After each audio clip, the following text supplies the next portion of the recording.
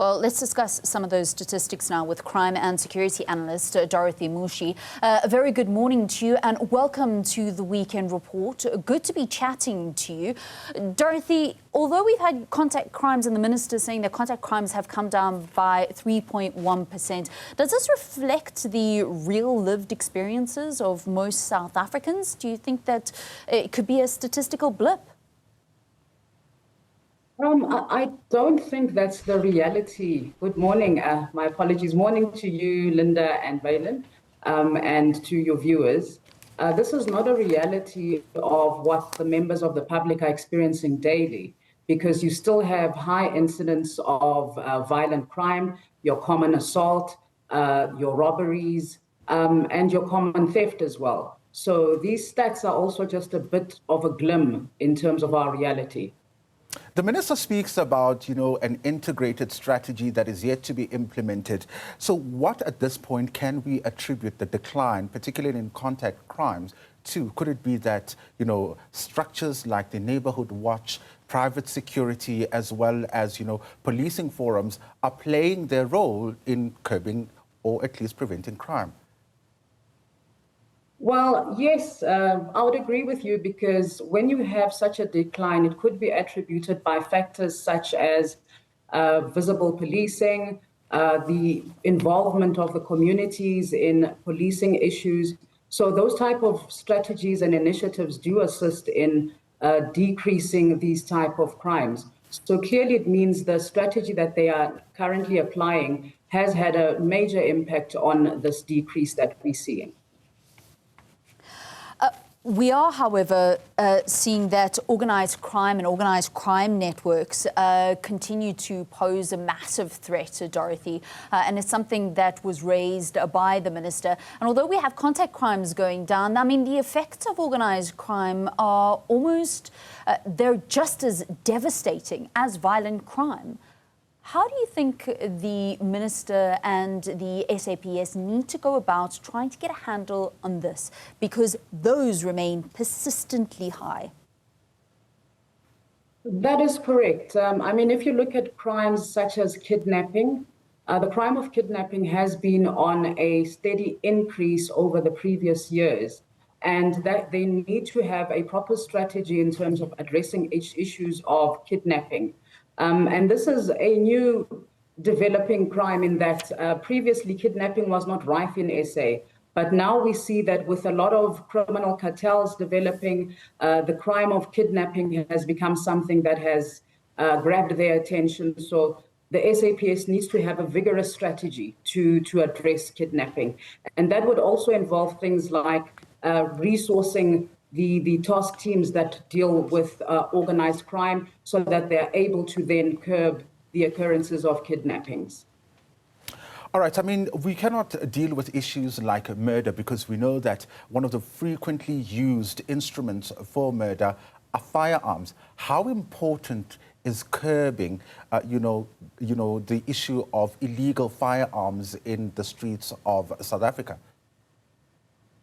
Yeah, I definitely agree with you, because a majority of the crimes that relate to murder, the majority of the instruments rather that are used for murder are firearms. So we need to have better ways of making sure that there is compliance to the Firearm Controls Act. And also maybe we should advocate for a gun-free society, because when you have a gun-free society, you limit the number of firearms that you have out there on the streets. And another issue that needs to be attended to is our porous borders, because when you've got porous borders, you then enable the influx of illegal firearms in the streets. Dorothy, you mentioned that the statistics and the fact that the contact crimes have statistically gone down doesn't reflect the lived reality. How reliable are these statistics?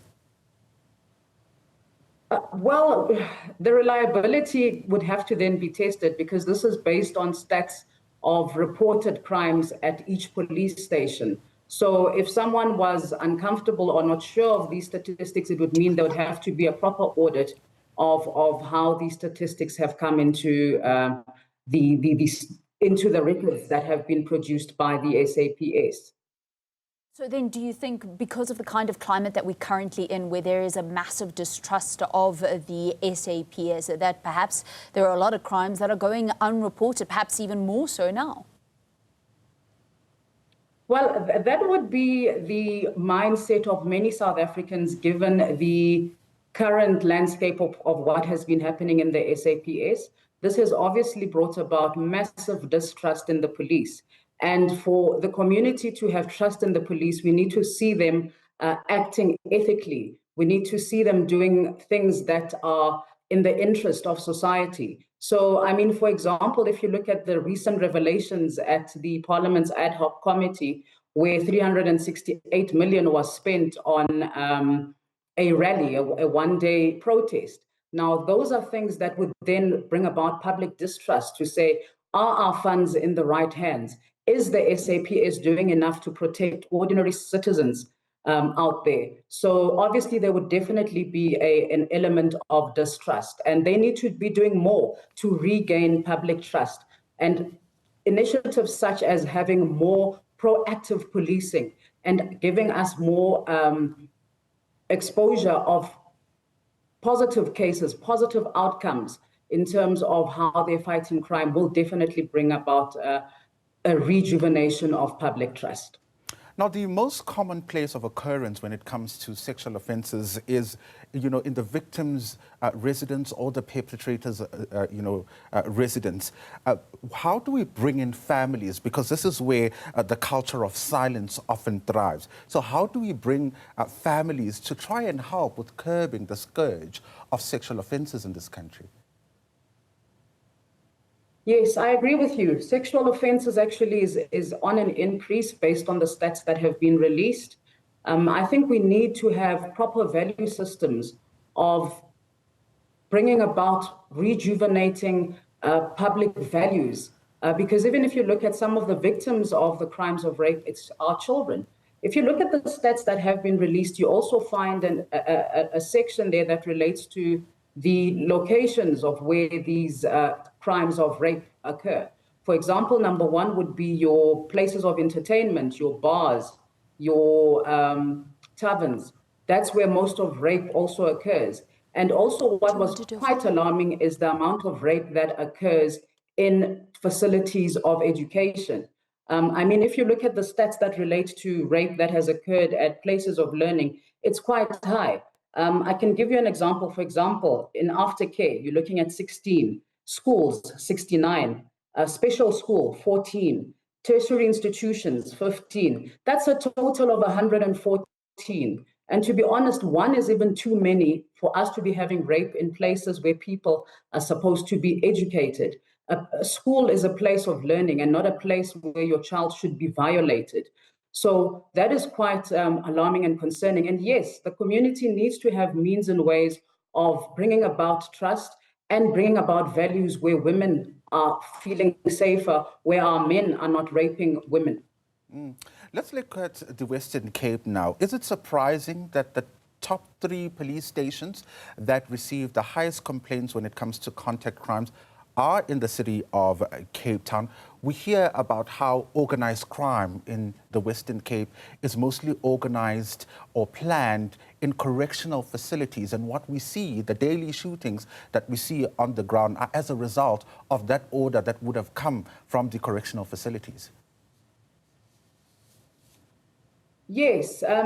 Well, given a lot of intelligence, it has been established that a lot of the crimes do get planned behind correctional facilities.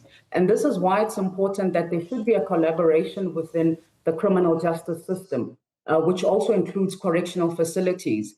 There should also be better mechanisms of offender rehabilitation and making sure that there's no repeat offenders. So obviously, if there isn't a proper system or a program that rehabilitates correctional offenders, we will forever be having the spiral increase of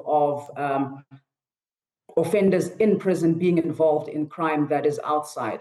And those revelations are actually quite staggering, because if you consider the location, I mean, Cape Town is where a lot of our tourists go. That would obviously have a negative impact on tourism as well. So the SAPS definitely needs to look at that crime area.